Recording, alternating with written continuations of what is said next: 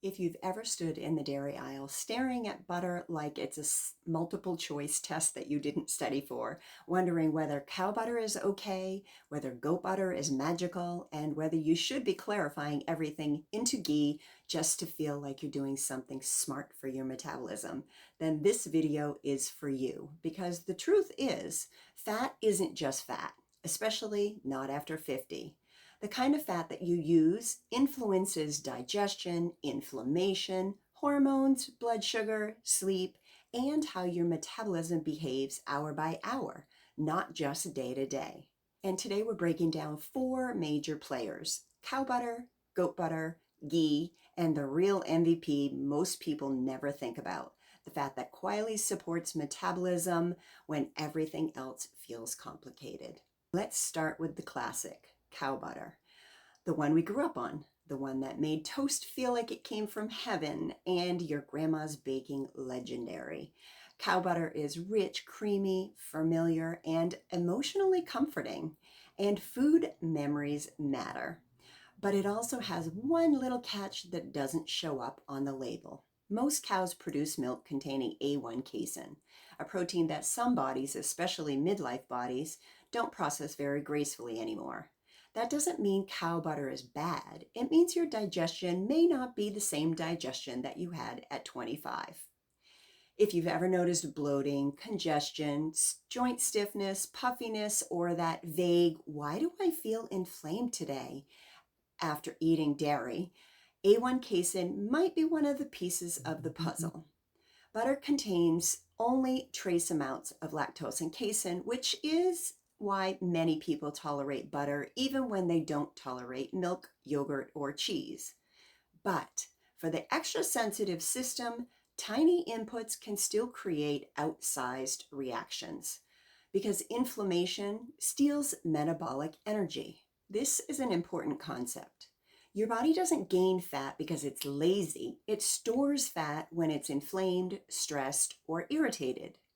Cow butter can absolutely work when digestion is strong, but it's not metabolically neutral for everyone. Now let's talk about goat butter, the rising star of the butter world. Goat butter comes from A2 milk, not A1. That matters because A2 casein doesn't break down in the same inflammatory fragments during digestion. For many people, that means less immune activation, less gut irritation, less background inflammation.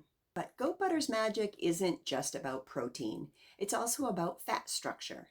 Goat milk fat contains more short and medium chain fatty acids, which are absorbed and burned more efficiently. Translation? Goat butter feels lighter. It moves through the digestion faster. It provides energy without the heaviness. This is why many women over 50 describe goat butter as feeling cleaner or easier, less bloating, less digestive drag, less inflammation hangover. Flavor-wise, goat butter is creamier, slightly sweeter, and often whiter. It melts beautifully, but it still behaves like butter, meaning it browns quickly and isn't ideal for aggressive heat. It shines when it's used intentionally. Now let's step into the third category, ghee or clarified butter. If cow butter is the classic and goat butter is the sprinter, ghee is the minimalist, no drama, queen. When butter is clarified, the milk solids are removed, which eliminates almost all lactose and casein. That's why even people who can't tolerate dairy at all often tolerate ghee beautifully. But ghee brings more than tolerance. It's rich in butyrate, a short-chain fatty acid that fuels colon cells, supports gut integrity, reduces inflammation, and plays a role in metabolic signaling. A healthy gut lining improves nutrient absorption, hormone signaling, and immune balance, all things that matter more with age. Ghee is also shelf stable. No refrigeration, no spoilage anxiety. It's calm, predictable, and reliable. For many people, ghee becomes the bridge between butter and dairy-free fats. Now here's something that most people experience, but we were never really told.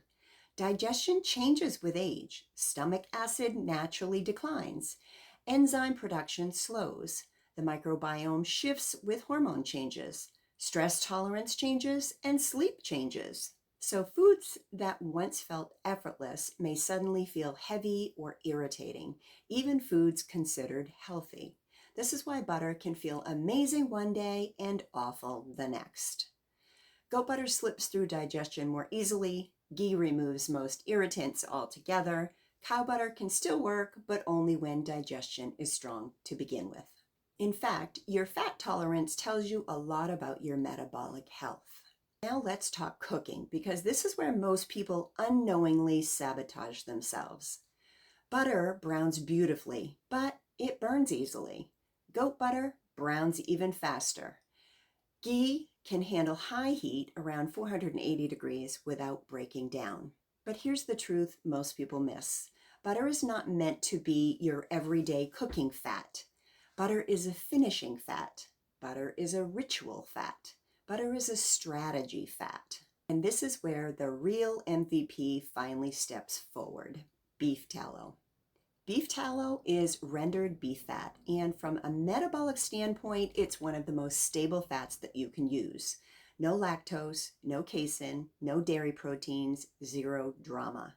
It has a smoke high point, resists oxidization, and stays calm under heat.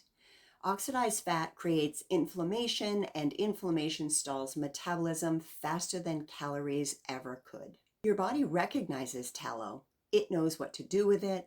This is why traditional cultures relied on animal fats for cooking, not seed oils. In my kitchen, beef tallow is the workhorse. Eggs, meat, sautéing, roasting, tallow does the heavy lifting. Butter still plays a role, but it's not asked to do anything more. When you separate workhorse fats from strategic fats, digestion improves, inflammation drops, and metabolism feels supported instead of stressed. Next up, I'll share my personal strategy and why butter still has a place for me personally, even though I'm sensitive to most dairy, especially cheese. I tolerate high quality A2 raw grass-fed butter beautifully. I use Miller's Biofarm. Yes, it is a bit more expensive, but yes, the quality is unmatched. Butter is strategic for me. My browned butter bites are intentional. 2 in the morning in my coffee creates a clean fat fast that stabilizes energy and appetite until noon or 1 most days. 2 before bed stabilizes my blood sugar and eliminates those 3 a.m. menopausal wake-ups. Butter isn't random for me, it's purposeful. So which fat is best for you? There isn't one, and that's the point. Cow butter can work. Goat butter often digests easier. Ghee is versatile and calming. Beef tallow is the metabolic foundation. The right fat depends on your digestion, your inflammation levels, and your healing stage. So here is my challenge to you. Try a week with cow butter, a week with goat butter, a week with primarily using ghee, and pay attention to how you feel when you cook with beef tallow. Your body will tell you everything that you need to know. And when you find the fat that's right for you, it will be no question. Drop a comment and let me know what you use and why. And as always, be good to yourself, be good to others, and keep loving life over 50.